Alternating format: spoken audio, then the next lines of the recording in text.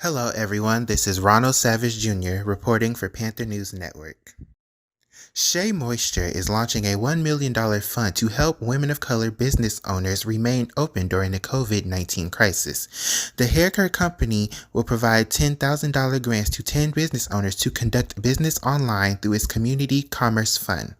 The fund is broken into three separate elements: the $100,000 Unsung Businesses, the Black Business Relief Fund in partnership with We Buy Black, and Women of Color Entrepreneur eLab. Applications for the fund open on April 8th. For more information, visit www.sheamoisturefund.com.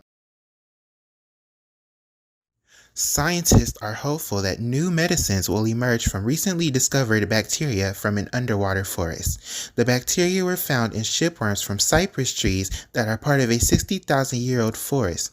The forest was first discovered in 2004 off the coast of Mobile Bay in Alabama following the events of Hurricane Ivan.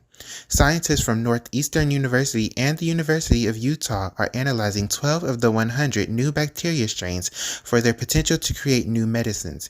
The bacteria are also being tested for other uses such as paper production, textiles, food, animal feed, fine chemicals, and renewable fuels.